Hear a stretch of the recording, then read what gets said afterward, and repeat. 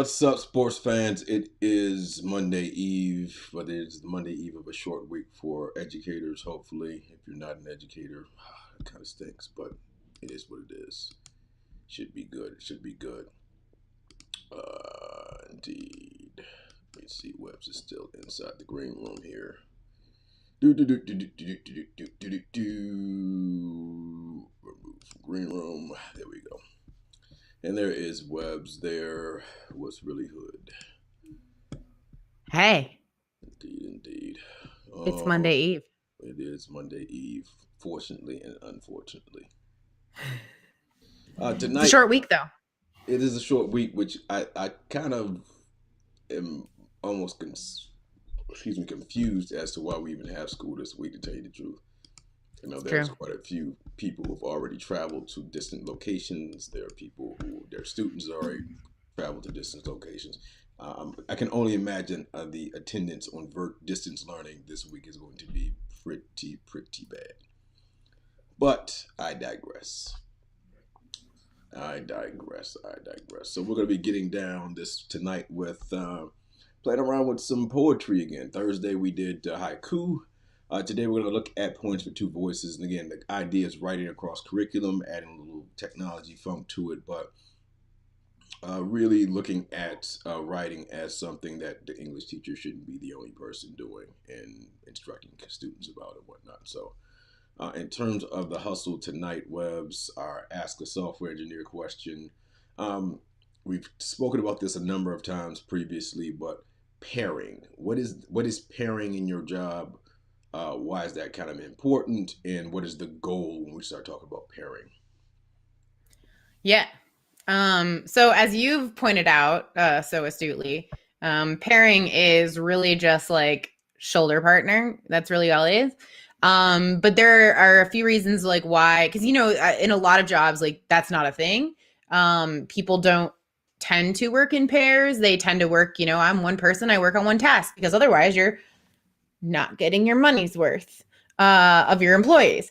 But in reality, what we see in tech is when people pair, it makes knowledge sharing more efficient. So you're building knowledge of the code base, you're building that's basically like on the job training. It's building capacity. It's professional learning. It also is an opportunity to build rapport with your colleagues because you're working closely together for certain periods of time.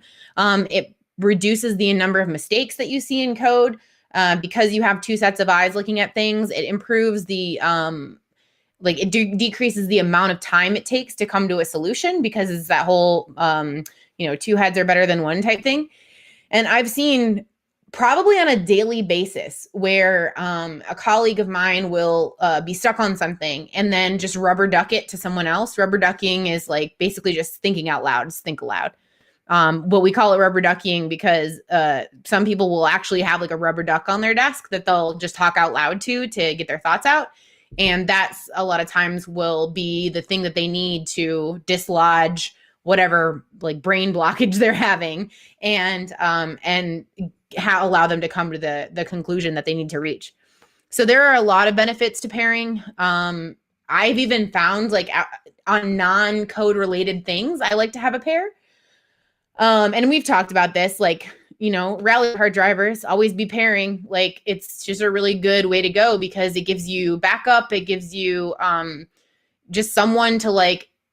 A lot of times, like, I think when you're working on something by yourself, you tend to get stuck in your own head about things, or you have a very narrow view. And even just adding one more person can really make it so that you're delivering whatever message task as efficiently and effectively as possible because you have that other point of view there.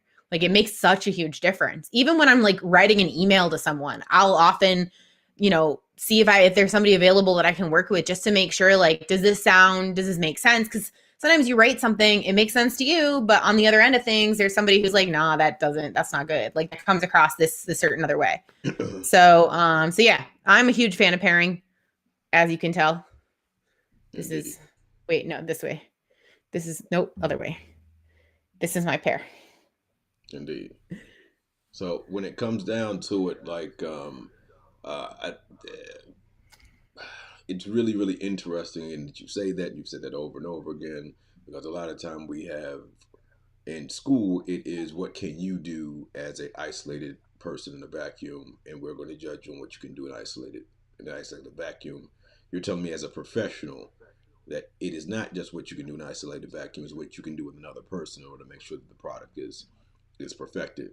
So again, even articulating our pedagogy toward that reality, I think something that would be really interesting to do. And that's why, like the Point for Two Voices, I've been using this for well over a decade in my own classes.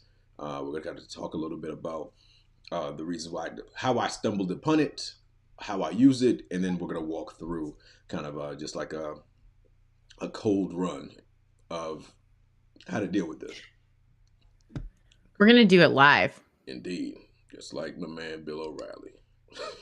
Do it live. Indeed. But we're going to kind of focus a little bit on the social emotional here. And you kind of, if you can, I heard kernels of it in your answer, but like, how does that help in terms of the mental health of the developers? How does pairing also help with that? That's a really good question. Well, I know that working remotely, it's super helpful because working remotely, like I don't have my desk that's just next to my colleague. Like when you're working remotely, you have to be intentional about connecting with people, and pairing is one way that we do that. So, if sometimes I'll just like ping a colleague of mine and be like, hey, can you jump on a call real quick? I'm stuck on this thing. I need another set of eyes.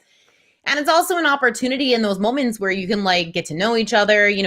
As you're writing something, you have these little side conversations about, or a colleague of mine often has to like let his dogs out, just like a lot of us do. So it's like, hold on, I got to go let the dog out, the dogs out, or like, hold on a second, I'm going to say bye to my wife. She's leaving to go wherever. You especially working remotely, you get to know more about people's lives.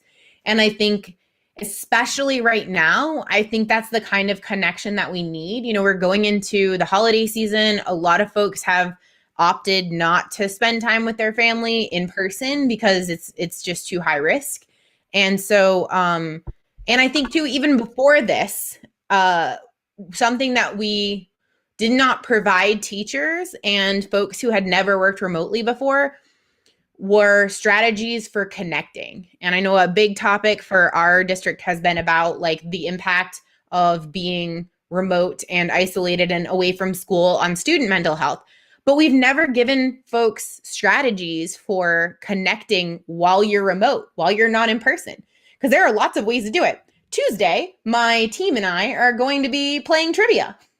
So, like, that is there are ways that you can connect without being in the same place, and I think those opportunities are also about growing closer as a team, whether you're in person or remote, because you have that one-on-one, that opportunity to have a conversation one-on-one.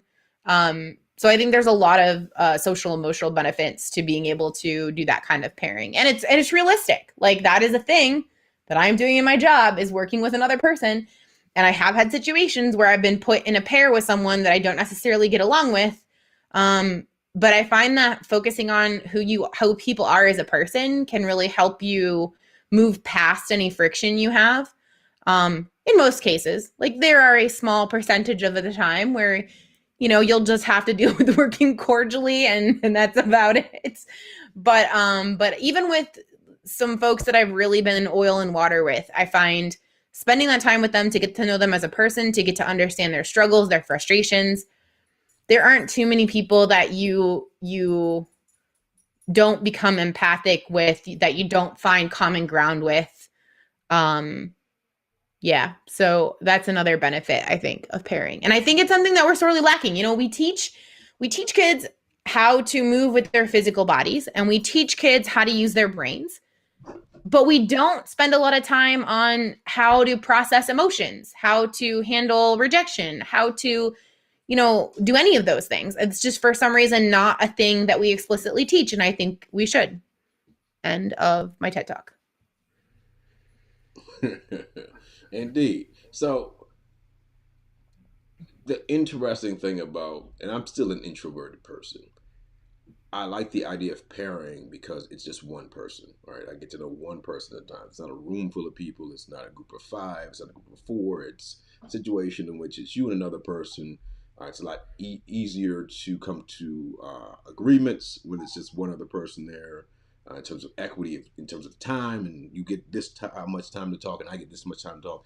When you have four or five people, you may have the cult of personality take over. This one dominant person decides what everyone else is going to do, and I think that the intimacy between two people is a lot higher than it would be between, again, groups of five, groups of six, groups of 10. Um, so the idea of two, the dichotomy there is really, really attractive. It could be it can be overwhelming, I think, for teachers with large classes. So if you've got, when we were talking about this, you've got a class full of 30, that's 15 groups as opposed to four or six or whatever you're used to. But the product that you're going to receive is going to be far more genuine, in my opinion. Go ahead, Webs. I've found through merely anecdotal personal experience, four is tends to be the tipping point. So you can still be productive and have fairly intimate conversations with three people because we'll sometimes triple on things as well if someone ends up, needing whatever. And even four people, you can still have pretty productive conversations. Once you start to get over four, then it fractures into like three versus two, or like one person gets left out. So I find that four is like the maximum number of people in a group to continue to have productive discussion. Indeed. Like I'm really, really, and again, even now, I'm a pretty introverted individual. If I see a large group of people over there, I'm going the other way. I'm going to sit in the corner by myself. So I think that Same. your your more gregarious folks, hey, the more the merrier. Your less gregarious people, if it's just one person that I can get to know very, very well, and I can kind of, I think that two people, when you have a groups of two, you still have a personalized experience where I can go through a group of 30 people one at a time and it won't feel overwhelming. But if I go with a group of people, five, six, seven, eight, nine, 10 at a time, especially again, elementary school, I was extremely shy. I wouldn't say nothing to nobody. I'd do my work and I would shut up. So you're going to have those types of students. You're also going to have students that are EL friends, right? And the more people you add to that, the more difficult it's going to be for that person to go and express themselves in a way that's going to be authentic and that is going to be understood as well. So keep those things in mind. If you got to go to four or something like that, great. But if you can keep it to two people, even though it's kind of a pain, you will see that this works a lot more efficiently. And in terms of social emotional, having someone speak to one other person and have more time to talk and more time to express themselves, especially now that we're isolated in a lot of ways, it's going to give that kid a cathartic experience rather than four people. I've got to split the 15 minutes four ways. Two people, it's 7.5 minutes. 7.5 minutes. We can have this real, genuine conversation with the other person. So as we'll go through this, we'll kind of stop and kind of do a little bit of metacognition as we go through for everything. But before we get there, kind of a little background on how I stumbled upon this, and by no means I did not create this. I'm not the genesis of this idea. There are people that are far more intelligent than I am, excuse me, that came up with this concept. So it was about, I want to say, 13, 14 years ago. I hate teaching math. Hate it. Because there was when I went through my master's degree program, there was this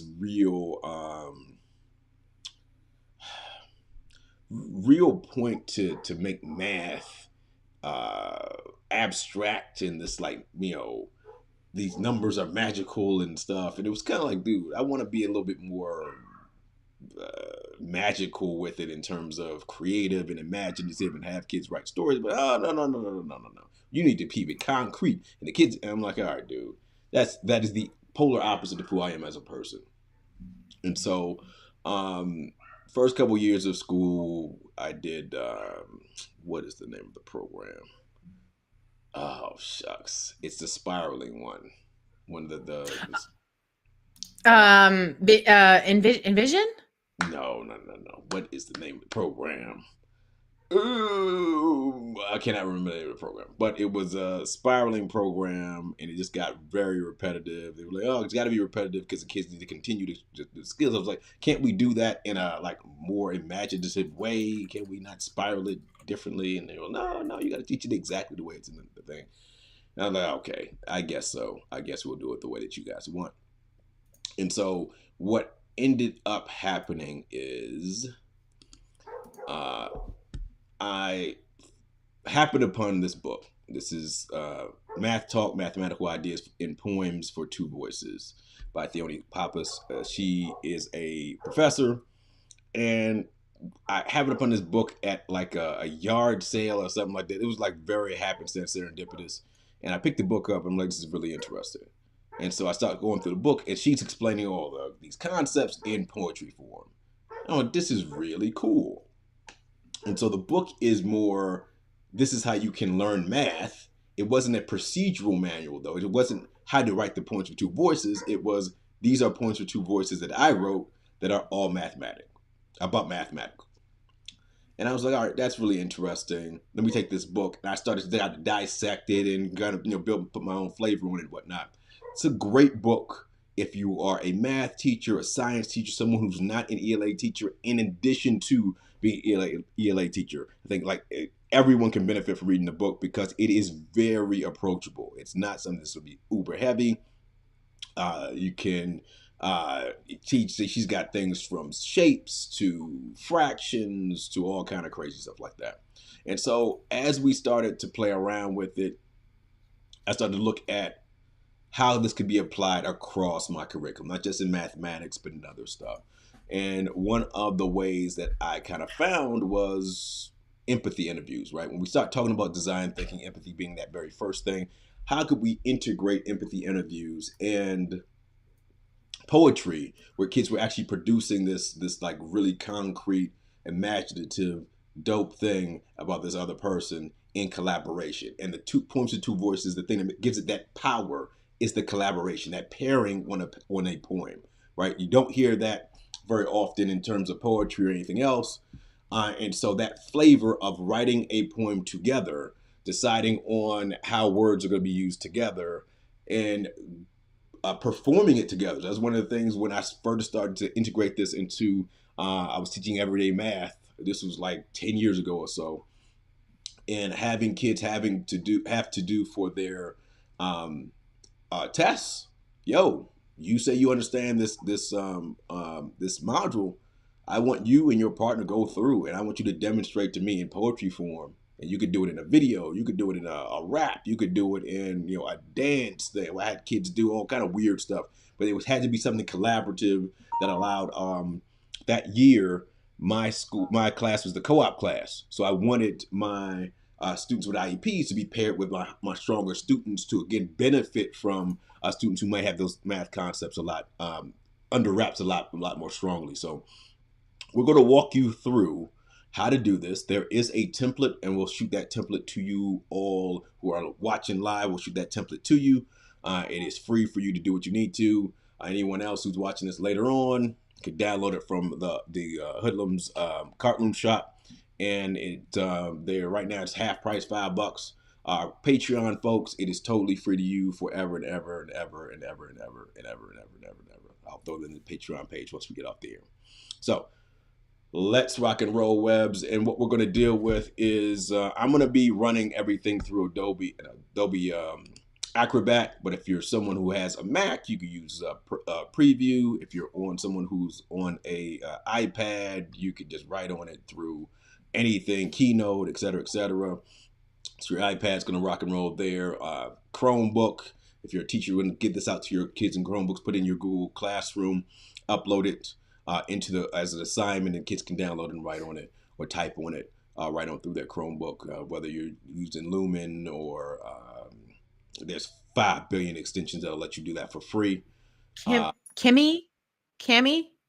Cami, but I don't know what there's some kind of limits to Cami, if I'm not mistaken. Now, Okay. so, but I know Lumen, the free parts of Lumen will let you do what you need to do as quickly as possible. All right. So let's take a look here. And so Bada bing, bada boom, bada bam. All right, cool. This is just like, again, breaks the intro here, points for two voices. Excellent, excellent, excellent. Page here if the kids want to go and overwrite this with a picture of themselves. Hey, if Webbs and I were doing this live, maybe we'll get a picture of ourselves. Right now in Adobe Spark, if you're not familiar, and I just finished a video about this, they have a beta product that allows you, excuse me, to remove the background from photos now inside Adobe Spark Post. So being able to take the backgrounds out of photos and blend your kids' photos together and place them there, it could be kind of a cool little project. So we're gonna say, all right, cool. This belongs to Mike and Webbs. All right, excellent. Let's go through. So I did this kind of in interview format. This is kind of a great strategy for kids who are just learning, who just meeting one another. Perhaps you're going to go in the second semester, and you're like, hey, this is a kid who never speaks to another kid, and you want to put those kids together or something like that. But it's kind of just a very approachable thing, because even the introverts in your class want to talk. There is no real, there are no real rules, right? You could really make this your own thing. You can write in Spanglish. So if you want the kids to get, letting kids be as imaginative as possible in order to express themselves, I think is very important. Webbs, Yeah, anything? that's All all right. really good. All right. So again, empathy kind of being the important superpower of whether we're designing a product, whether we're, go ahead, Webbs. Oh, I was just thinking like when it comes to I think college and career readiness tools, I think empathy is highly underrated. Because like I kind of mentioned in the beginning, some of the most sticky interpersonal situations I've had in my career since I left teaching, because I feel like I didn't get this skill in university. I didn't get this skill when I became a teacher. I mean, I've been able to be empathic with people in general, but I find that I have to for some reason like stretch that with certain people sometimes. Like I was definitely the type of person who, listen, I don't care if you don't like me. It doesn't matter to me. But what I've learned in the last few years is that by really working that empathy perspective and really trying to genuinely understand why someone might not get along with me as well as I would like them to, it's really helped in my professional interactions with people. Like I had someone that a couple years ago that we just were opposites. We were opposite in the way we worked. We were opposite in our lives. Everything about us was opposites. And we were constantly in conflict. Like it wasn't like we were yelling at each other or anything, but there was just this friction, right? And everyone on the team noticed it. And so I made the effort to say, hey, let's just go grab a coffee and chat and whatever. And I found out like she had a lot going on and she was really frustrated for some really good reasons. And we found common ground. And I think this is a highly underrated skill. Again, we don't explicitly teach it, but it is so important for being able to function in the working world. Well, I think frameworks, if you have a framework and a structure that forces students to kind of think about someone else, I think that's why design thinking and, human centered design and all that kind of stuff, those things are important ideas to ensure that permeate your lessons constantly. That there's someone else, that there's a user out there somewhere that you need to think about in terms of improving how they feel about a certain thing or whatever it is. And I think too, getting beyond the thing that I did when I first became a teacher was, okay, talk to your partner, learn 5 things about them, memorize it, present it to the class. Like this gets a little bit deeper and isn't as stressful as trying to remember 5 random things about a person. Facts. All right, so we're going to start with the empathy idea, the concept of empathy there. And interviewing people is an important skill as well, right? Being able to talk to someone and say, there's information that I need from you, there's ideas that I need from you, or whatever. Interviewing, kind of a big deal. And that's, again, that whole ask the person 5 questions. Well, that, I think you kind of hit on it, excuse me, when you were talking about the pairing. Just anecdotal. People start telling you stories, and you start saying, "Okay, cool. He has a dog, and he had a wife, and perhaps he's, I don't know, other things will come up as you start having conversations with people, that things that you never even imagined to ask someone, they'll just start volunteering information, right? Because now I'm comfortable with you and we'll do things. And so uh, prolonging interactions, not making it a 2 minute, hey, go ask these 5 questions, come back. Prolonging the interaction where I really get to know who the crust of Webs is, rather than, yeah, I walked in and she likes purple, I like purple too. Okay, great. Well, that really like tells us a lot about how you two get down in the world, right? Go ahead, Webs. This could be a really good activity for this week, actually, because if you're thinking about being grateful for things and all that stuff, spending time with people, and it's a short week, like this might be the perfect lesson to add to your repertoire this week.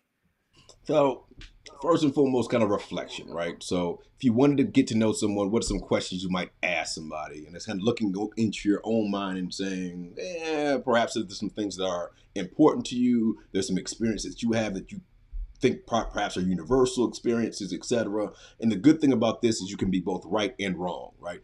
I may create some questions and Web's like, that doesn't even apply to me. But I may create some questions, and you're like, "Oh my goodness, yeah, I do that too." We do a very very cool professional learning opportunity about around creating playlists for people, right? And like music is a universal language, just like mathematics is. Everyone listens to music. Every culture has its own music, etc. Talking to people and trying to figure out what kind of music they like, and then suggesting them music choices based on what you now have learned about that person is also very very cool experience. We do that also with Edgar Allan Poe. We had to do like a show about the Poe thing too, Webs. But I'm just gonna write some questions down, and Webs also has a copy of this on her end, and we're just gonna kind of write questions down that might be, and we can like do this cognitively just for the benefit of everyone out there. So a question I might want to ask it to Webs might be, what? Oops, got this in white. Let me change that. My crayons, make that black. What? Ooh, come on, man. Make that black for me, pretty please. We should go on top. Here we go. What is your favorite dish that your mother makes?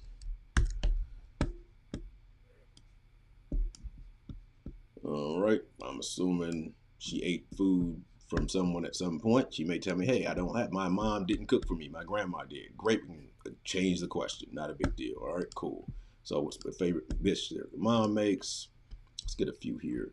Oops. Of course, my white is back. There's a podcaster I listen to who does Q&As from time to time, and one of his rules is there are no questions that are allowed to be "What is your favorite?" I like favorite questions just because it also proves it forces you. Like, I hate people who say, "I've got three favorites." Nope. I want one thing that you like absolutely positively. That is your joint. We had a question this week about gifts. So I was like, "Hey, if you could only have one gift this Christmas or this holiday season, what gift would that be?" I want three things. No, I don't want you to have three things. I want you to have one thing. Like, what is the priority gift thing? And you got a lot of kids who were like, "Hey, I don't want a gift this year, Mr. Line. I just want to have time with my family." So that's really sweet. You had kids that were like, "I want three Xbox and a PlayStation 5." No, you violated the rules, kid. It's one gift, one thing, only one thing. But you break the rules all the time. The rules are they're malleable. Which superhero would you exchange places with?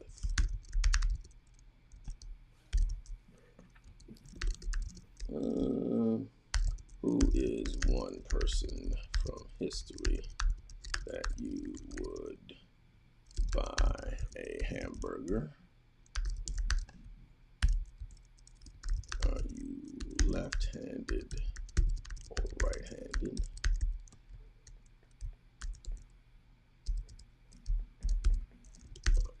Do you have siblings?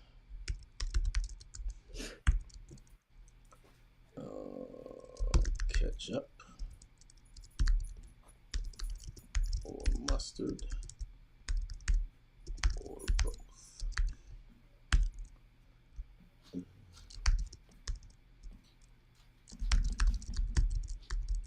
If you had one wish for the world, what would it be? Ah, dang it. Take this stuff. Oops. And I'm going to make that a little smaller. Let's make it 24.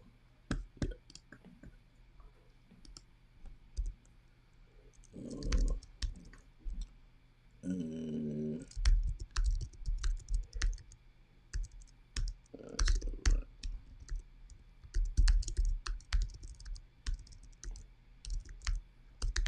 Do you want mine? Give me just a second. Add one more. All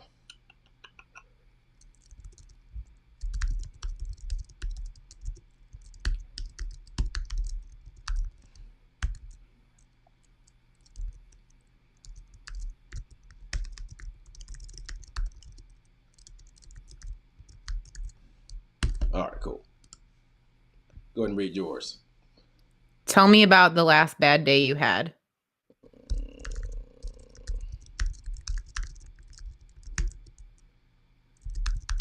All right.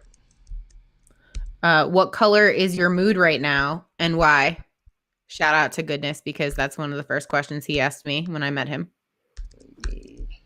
All right. Pancakes, waffles, or crepes?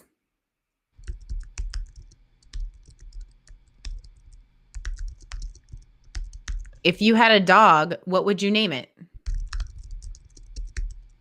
I have. If you had a dog. Had. What would you name it? Okay. And finally, if you could meet aliens, would you? And where would you hope that they are from? Aliens. Animals. Aliens. Would you give me aliens? Comma. Would you? Where would you hope they were from? All right, cool. So we got nice questions to think about, so we're good there. So I'll actually do that and move those out of the way. Cool. So, what is your favorite dish that your mother makes? Which superhero would you exchange places with? Who is one person from history that you would buy a hamburger? Are you left-handed or right-handed? Do you have siblings? Ketchup or mustard or both? If you had one wish for the world, what would it be? If you could resurrect anyone, who would you choose? Which number best describes you? What would be your theme song? Tell me about the last bad day you had. What color is your mood right now and why? Pancakes, waffles, or crepes? If you had a dog, what would you name it? If you could meet aliens, would you? Where would you hope they were from? Now, totally. I didn't ask anything. Web totally made those questions up. I totally made my questions up. So allowing students to go as left field as they would like to talk to the other person. The more left field, the more creative, the more I think genuine the answers are going to be because you're going to have to think about the actual answer to the question. So great, we got our questions written down. Awesome sauce. Now, what is the next step? All right, we made up some questions. Two people, either I can assign you a partner. In this case, Webbs is going to be forced to be my partner, but it is what it is. Sign a partner. Google has the great randomization thing inside the meets now for your groups, and you can just randomly put two people in a room. There's plenty of tools online in which you can use popsicle sticks and randomize people's names, ask people favorite numbers, whatever way you're going to get people into a room. All right, cool. So this part, Webbs has her own document. I have my document, and you'll notice there's only room for 5 questions. So what we're going to do is go back over to our questions here and say, great. Webbs, I think you only came up with 5 questions, right? Yeah. 1, 2, But 3. I can steal yours, can I? Excellent. Yes. So the other thing about questions is questions shouldn't be secret, right? So we could use Padlets, you could use Jamboards or whatever, and put the whole class's questions all on one place. So if I need to steal a question, I think that's a question I didn't think about or whatever. Let me steal that question so I can utilize that question as well. The community knowledge is always going to be greater than the knowledge of one person or 2 people. So not hiding the questions because they're just questions. Everyone should be able to take a question if they need to. Uh, Especially if you're talking about kids who are going in distance learning, going to be doing this asynchronously, right? They may not be there live. I want to have a store house full of questions that I can go steal. So excellent, excellent, excellent. I am going to use. I'm loving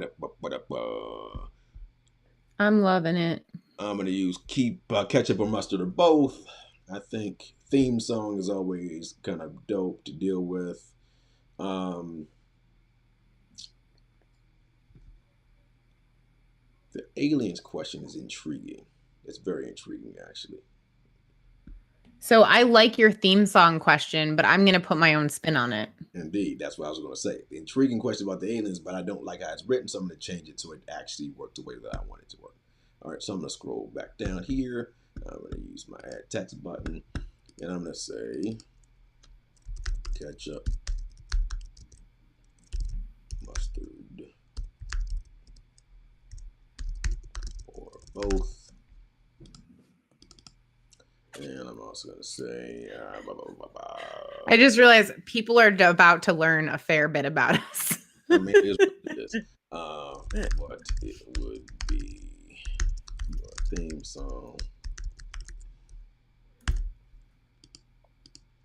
I'm actually going to create a question on the spot.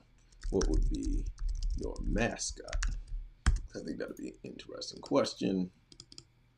I think that's a good point though too. Like you're not stuck with the questions that are there. Like if you see someone else's thing and it sparks an idea, then that's all you. What number best describes you? Right-handed.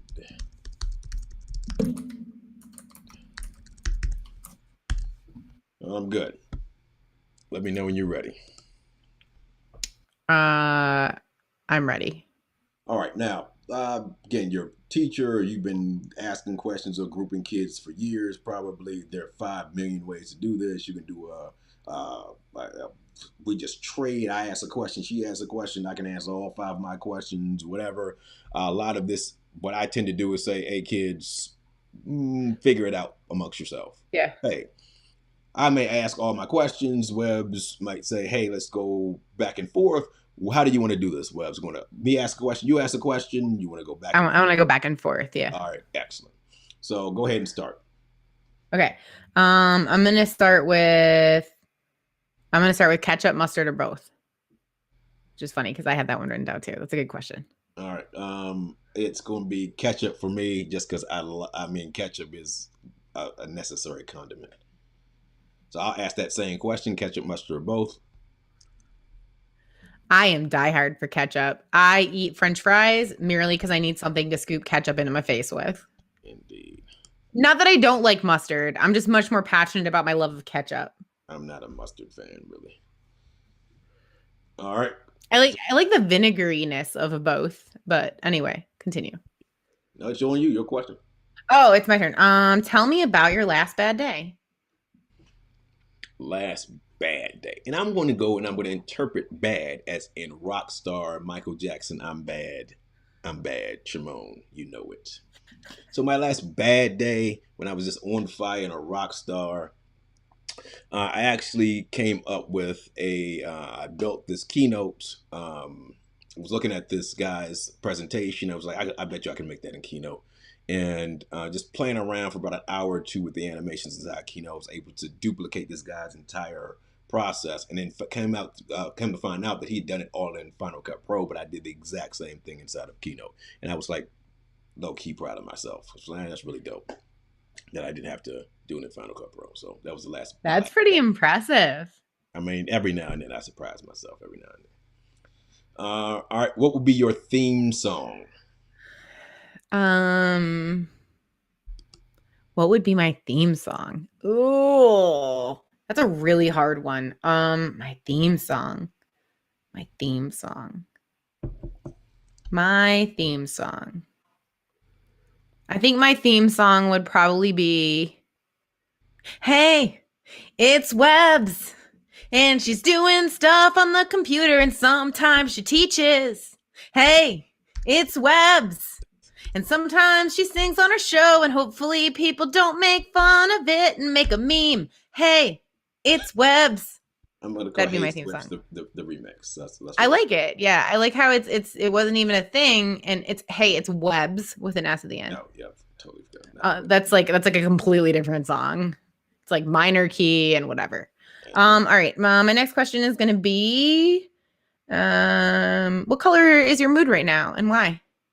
color is my mood. My mood is always black because black is all the colors all the time. So I can shift between all the colors when necessary, and no one could ever tell that my mood was different because my mood is always black. It is a mood ring of moods. It's Indeed, very Inception. indeed, indeed, indeed. Dang it. Now I'm gonna have that song stuck in my head. What? Hey, it's Webs. Indeed, indeed, you actually have to write the song now. What would be your mascot? My mascot would probably be um my mascot would probably be a pie with a pirate's hat and a mechanical keyboard.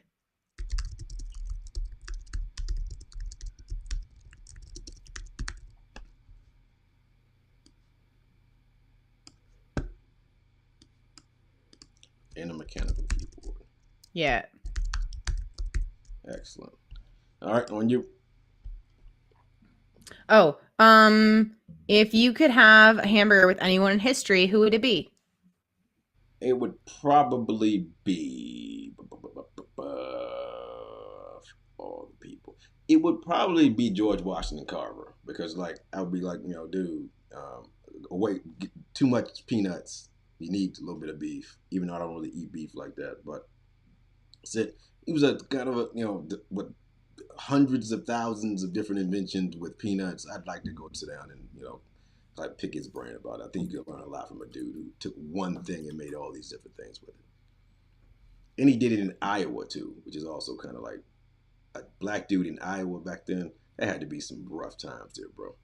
But anyway, what number best describes you, or which number best describes you? Probably more accurate. I'm gonna go with Avogadro's number, which is like 6 point something times 10 to the 23rd. And it represents 1 mole of any substance, I think. 1 mole or 1 mole? 1 mole, MOL, which is so the reason I know about that is because my stepdad's cat, when my mom and my stepdad got married, its name was Avogadro, but he called it Pookie.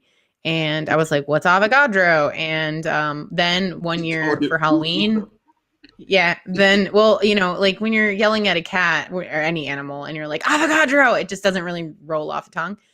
But, yeah. So one year for Halloween, I went as a mole. Indeed. The number, not the animal. Not the animal. And not like a low key spy or anything. Hey, you didn't go as mole though. No chocolate or. No, I was not. I was also not like chocolatey chicken sauce. Indeed. All right, Indy. Okay. What TV theme song gets stuck in your head a lot? Magnum PI, just because it's dope. That's the dopest theme song of all time. I don't remember what that one is. Oh,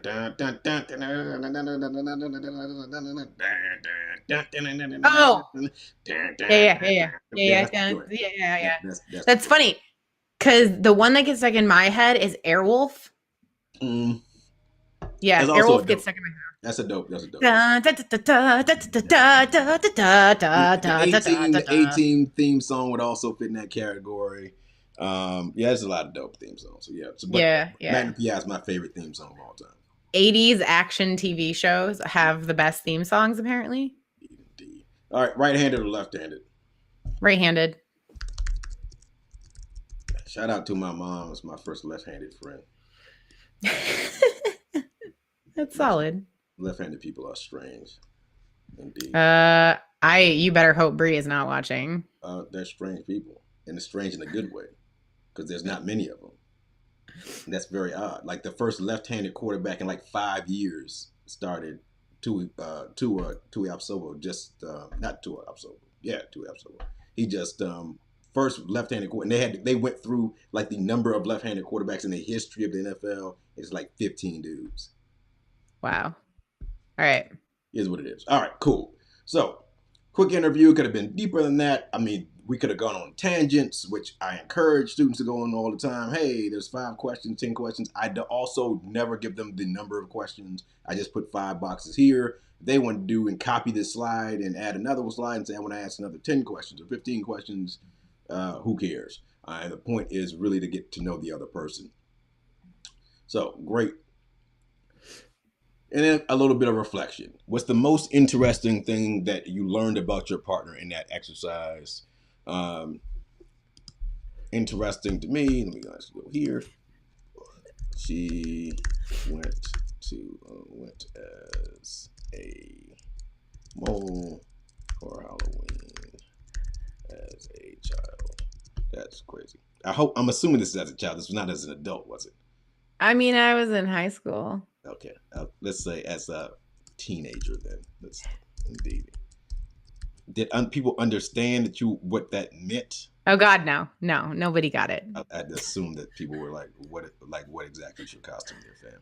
Like, describe the costume, because I'm interested. What did the costume look like?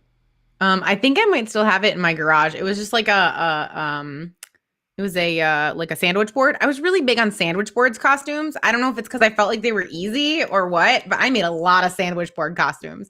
Like one year I went as Pi and I had like Pi the number and also like pies drawn on it. It was ridiculous. Indeed. It was like a big dot. Went as a mole for Halloween as a teenager. That's interesting. Yeah. That's something that would not have come up in regular conversation unless prompted. Yeah. So, all right, there we go. What's the most interesting thing that you learned about me during the interview? I thought your answer about the color of your mood was really interesting, like the mood ring mood, where you're black so that it's all the colors at once, which I thought was really cool. Interesting. So unless you're talking about light, because then it would be the absence of light, right? Because if you put all the colors for light together, then it's white, isn't it? I know all the crayons together is black. Science. Yeah, I think crayons are like that, but light's the opposite.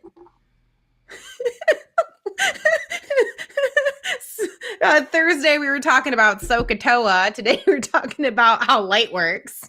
This isn't what you signed up for, but here you are. Indeed. So, all right. Again, that reflective piece where now I got information about this person, I'm going to reflect on them a little bit. Always important. So whether you're doing design thinking, whether you're doing just regular thinking or whatever, I got some information. Let me reflect on the information that I got. Oh, this is very interesting to go with this person. This makes me something I also want to pursue at some later date. So if I decided to celebrate Halloween, I may want to go to the webs and be like, hey, what ideas do you have about interesting costumes that I may never be thinking about in sandwich boards and stuff like that? So I just opened up. And boxes. I went as a stoplight one year, did not really think through like the whole operational aspect of trying to ride in a car with a full-on box on. So they had to like lay me in the back of the van while we drove to the place where we went trick-or-treating because I couldn't like sit up in my costume. I don't know why I didn't think to like take it off because I don't know. I also went as the Best Buy Idea Box one year. Do you remember the Best Buy Idea Box? No. Google that. Anyway, moving on because we're running short on time. So we got the poem type situation here. All right, so we got the interview done and whatnot, and we're going to introduce both. The job for the poets is to introduce themselves to the world through these quirky questions. And again, shout out to Kathy Hunt. Always the reason why we have different questions and weird questions, we don't want everyone's product being the same product. Because if everyone's product is the same product, first of all, it's not fun, but also, like, it's not fun, right? Everybody should have a different product out here. All right, so we're going to be writing a collaborative poem. We're going to be writing a poem together, given that she has some ideas and some answers from me. I have some answers from her, and we're going to collaborate and throw those answers into a poem that it can be rhyming, it could be free verse, it could be anything the kid wants it to be. It does not have to look like a thing. It could be anything to do with life. And so kind of getting away from the idea that poems have stanzas, and poems could be anything we want poems to be. And that's why it's kind of cool to buy Theone Pappas' book, because he really goes into, it's just straight free verse for the majority of the time. And we'll kind of demonstrate some stuff really quickly. All right, cool. Now, make the poem fun. Rhythm is really, really cool. You can do some beatnik type stuff. You can make sound effects with your mouth. Experimenting with the language as well, right? So that's also something really, really important. So let's check it out. Let's see what we can do. So, pretty much, you can create inside of the deal here things that only the first voice is going to say, things that only the second voice is going to say, and things that you're both going to say. So you can We really do some interesting stuff. Go ahead, Webbs. we should both say ketchup because we both like ketchup. Exactly. So if there was a scenario in which things were like that, or even like I had kids who would have some kind of little stupid inside joke that they would always say together during the poem if something happened or whatever. So let's make Webb's voice 1 and I'm going to be voice 2. All right, cool. Webbs, how do you want to start our poem out? I feel like we should say our names. All right, so let's go Webbs, and then I'm going to put this on the second line so I know that that's Webbs going to say what she's going to say, then I'm going to say what I'm going to say. Great. So Webbs will say her name, then I'll say my name. What are we going to put on line 3?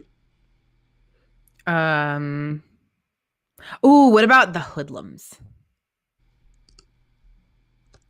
That can be like our inside joke.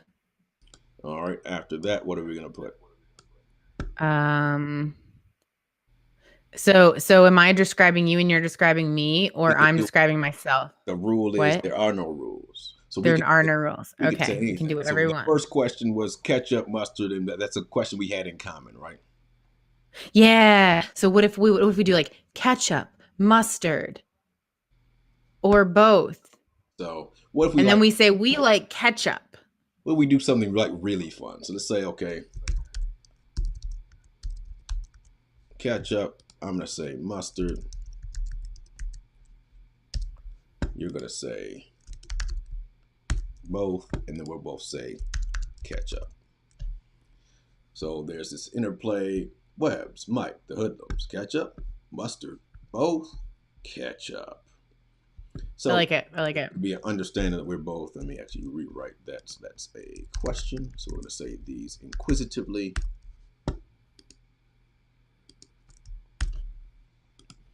All right, cool. Now, what's the next question you had for me? Well, what do you mean by next? Because mine are all out of order. So give me I a really question liked you had I for me. really liked I really liked the mood one. Okay, so let's say mood black. Oh, and what if you then ask me a question back? Yeah. That sounds good. So I'm gonna say, let me go and cheat again. I need to look at her questions or her answers to the questions. It's not cheating. You're using your resources. So I'm gonna say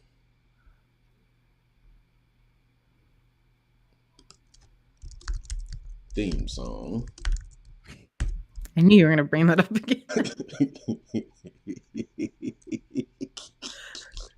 So you say it's me, Webbs, and you have to include the remix because it's funny. Wait, isn't it Hey, it's Webs? That's what it is. Hey, it's Webbs. It's Hey. Hey, it's Webs. It's not. It's not. Hey, it's me. It's hey, it's Webbs. It could be Hey, it's me, the Webs remix. I mean No, that's fine. Leave it the way it is. I like it. I like it. Leave it. And let's say just because it's funny together, we say mole between us. Mole. That's kind of hilarious.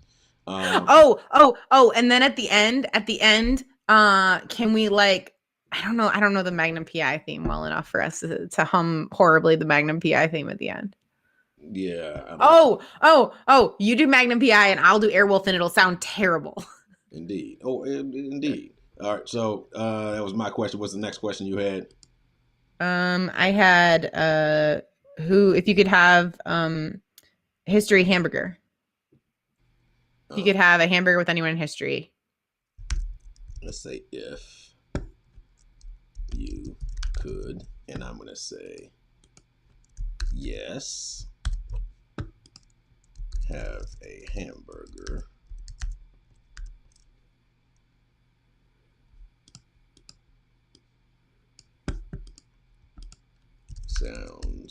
delicious with anyone in history.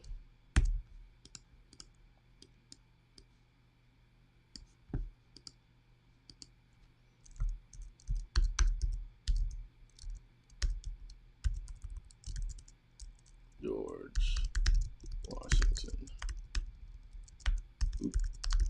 Carver. All right. All right. How are we going to close it?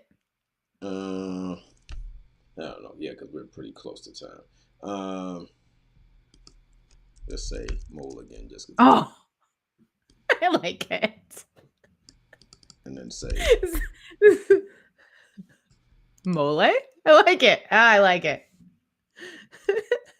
It's like the snaps in a poem. and you say Mole. Oh.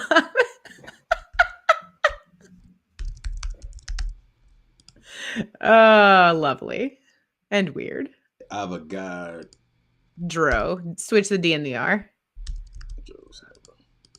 All right, cool. We could go forever and ever. There's no length requirement or whatever. Yeah. But we've got.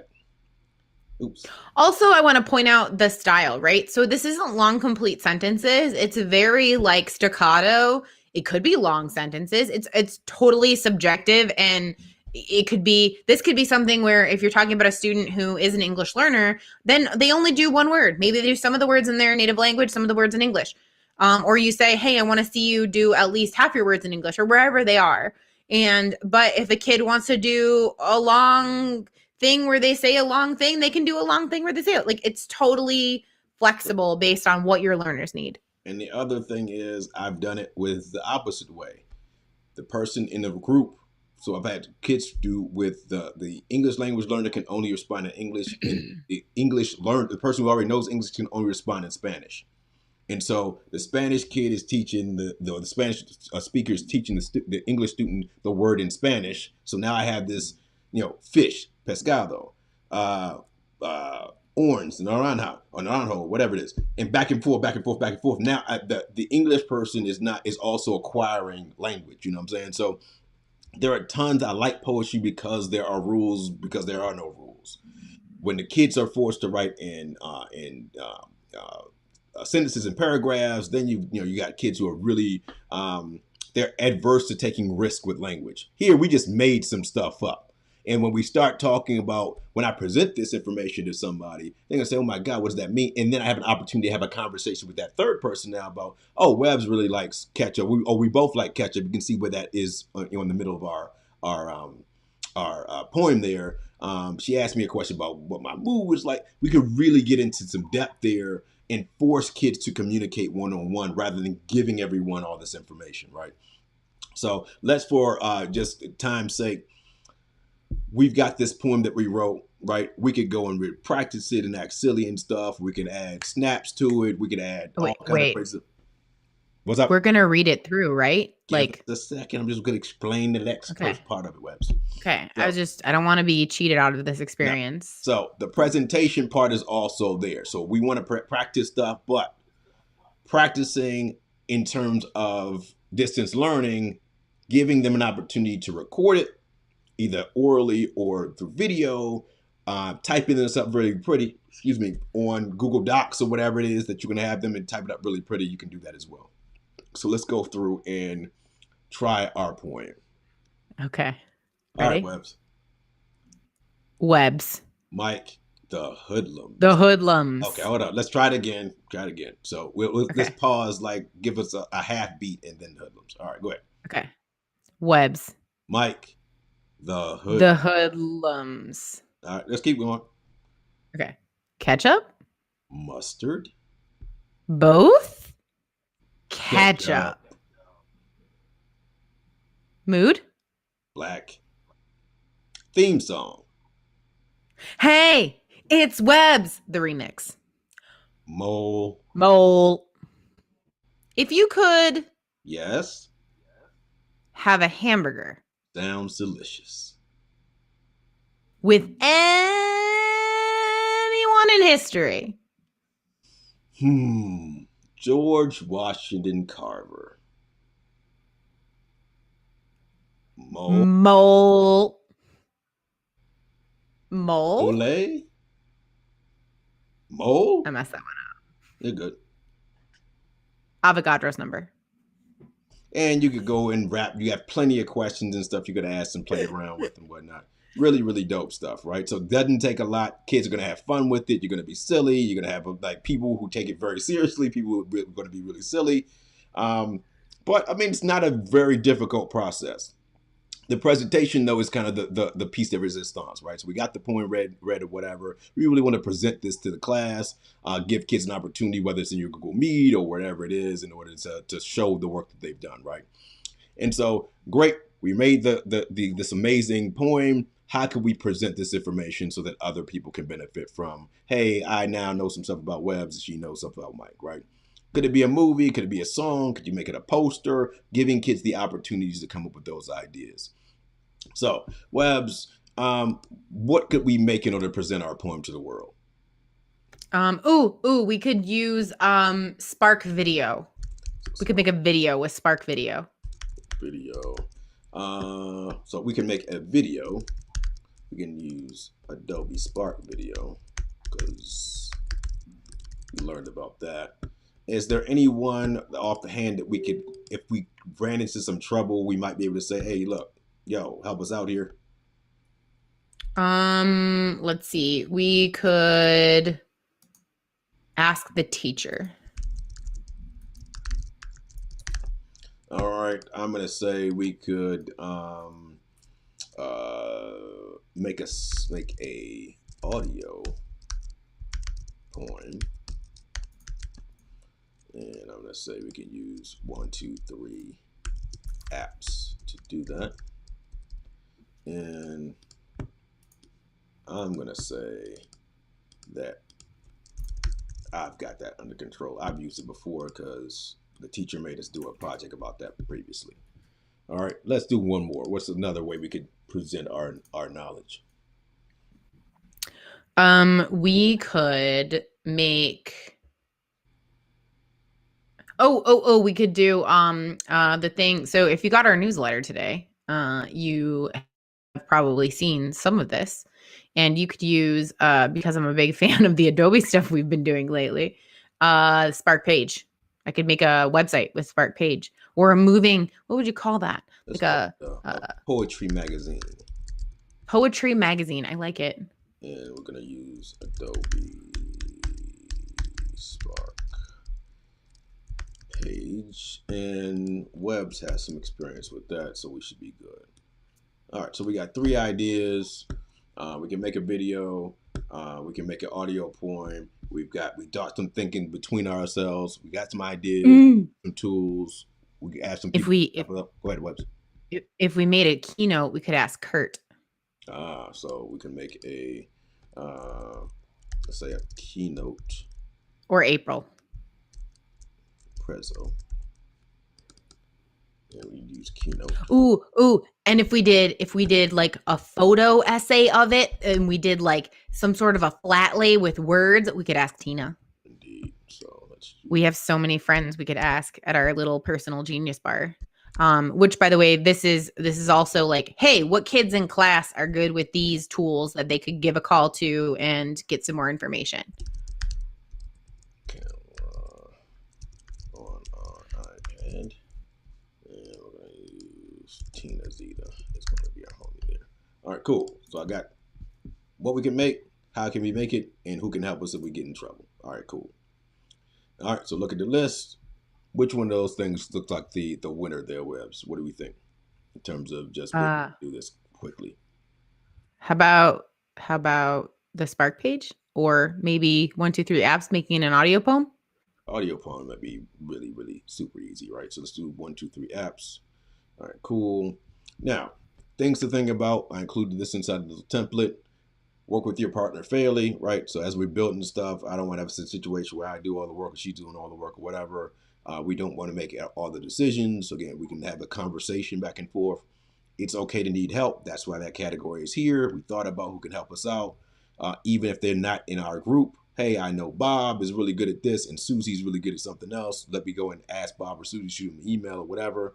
If you don't know how to build it, search for tutorials on the internet that you can use. The internet is still your pearl. I can go on YouTube and search, how do you make a audio story with 123 apps? And someone has probably done that or something similar that can just steal our information or ideas from them.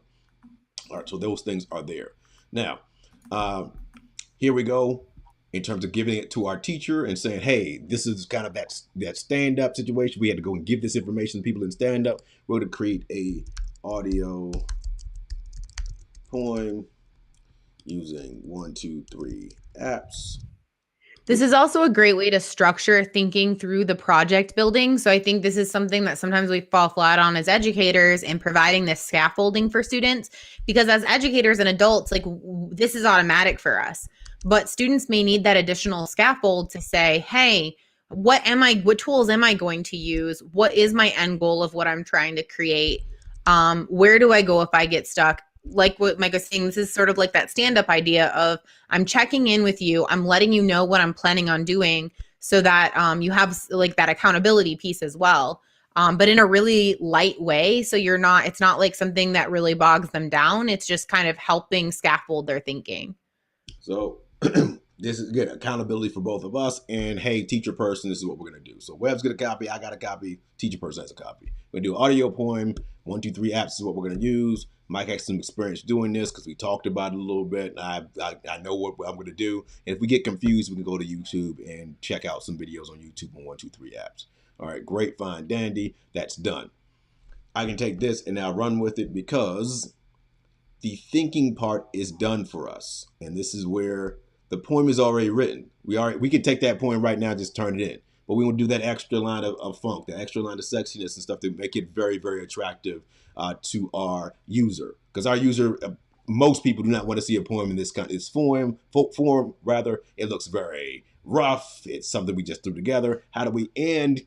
The other cool thing about transferring creative work is that in the transfer process, you'll notice places where you can improve it. Or if I don't like that word, let's change that word, Webbs. Or we could add this to it. Or that, I forgot there's another tool we can smash with it in order to do this other thing. Because we have GarageBand. And you know what? You know what would be really hilarious if we took the Airwolf and Magnum PI theme and put that as the background to the whole thing. So we're actually singing it to the rhythm of the Magnum PI. That would be hilarious, wouldn't it? Yes, it would be hilarious. So giving your students an opportunity to really express their creativity. But again, the fart in the bottle type idea, we gave you the structure. Inside the structure, you can be as creative as you would like. But in terms of structuring it, every step is kind of meted out for you already. You just can use your own experiences, your own ideas, and those of your partner in order to be like dynamic.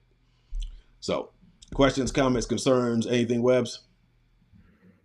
Hey, it's Webbs. No, I don't have anything further to add. Now we're going to be expecting that song to like pop off. It's going to be on the top 100. Like, watch out, WAP, because hey, it's Webbs is coming for you.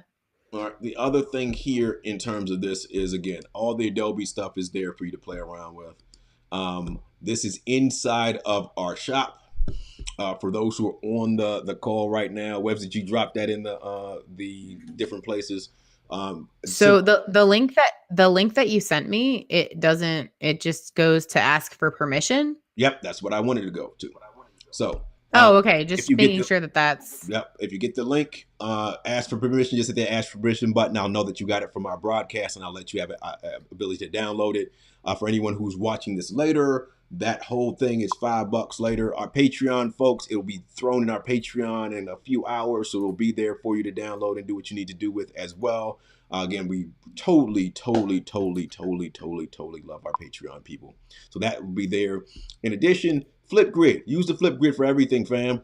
Flipgrid shorts. You can build a Flipgrid short with this very, very quickly. Again, I do 6-second ones, 5-second ones. You can do these in tandem when you Webb says her word, I say my word, and we just download all the Flipgrids and mash them together inside of an Adobe Spark video. Really, really kind of cool. Use your Google Drive to do stuff. But if you're someone who is watching that does not use 123 apps, especially if you're on a Chromebook and your ability to get software and things on there, kids don't have a lot of space to download anything. 123 apps lives in the web. There's an audio color, there's an audio joiner. So even if Webbs and I recorded our audio separately, we could cut the audio and then join it back together in that kind of that same pace that we added it to. You can also convert from one format to the other. The voice recorder is also built into the device. You can video convert, you can video cut, you can record video, and then for our PDF loving friends, there's tons of free PDF tools, excuse me, that you can utilize. This is a free tool; it doesn't cost you anything. So 123 apps would definitely be something to ensure that you're familiar with if this is the first time you're seeing it. All right, so we did the point for two voices in a very hastened pace.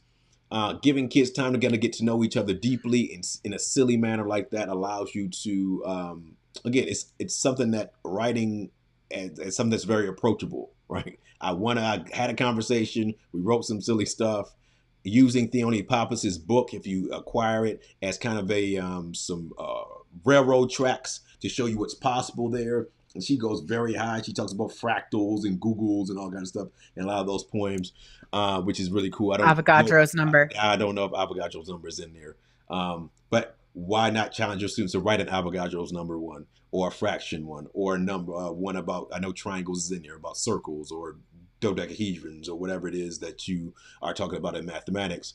Makes it approachable, it makes it fun, and allows students to use their creative sides in mathematics, which if you've been in most math teachers' classes, those are not very, they tend not to be very creative places, unfortunately. I think too, it's important to reinforce this idea that, or it's important to debunk the idea that math is not a creative field, and that those things don't go together and aren't the same types of people. Like, I love math, and also I love writing poetry and doing creative things. Like, these are multifaceted things. Like, it's not like if you love creative things, you can't like math and science. And it's not like if you like math and science, you can't like creative things. Math and science require creativity. The same way that arts and sciences, like, or arts and language arts and things like that, those require some math and science. Like, they're not mutually exclusive things. They are united and intertwined. But for some reason, it's like, no, math is about not creative things, but it's just not the case. But so I digress. If you watched us on Thursday, we did the math haiku with the math. So haikus and math work. Theone Pappas has a whole book about poetry and mathematics, so that's all there as well. Take a look at those resources, and like, you could take haiku and points to two verses and just like beat them until, like, I've never had kids get tired of points to two verses at all. And that's this is like the 12th or 13th year I use those things, and it's really hilarious seeing the kind of especially when you do something non-academic with them first, and the kids get silly with them, and they can do things very, very easily. Also, you're getting the social emotional connections you're going to have between people doing that. Webbs and I have been friends for years. I didn't know half the stuff that she was talking about inside that thing, especially the theme song deal. I had no idea there was actual Webbs theme song. So I had no idea until you asked that question. So, I mean, that's really, really kind of an interesting thing to bring up, especially, again, trying to create connections between kids. Anything else, Webbs? I don't think. Hey, it's Webbs. Okay. Now, I mean, GarageBand, you got GarageBand, and we're expecting, like, that could be our outro song now.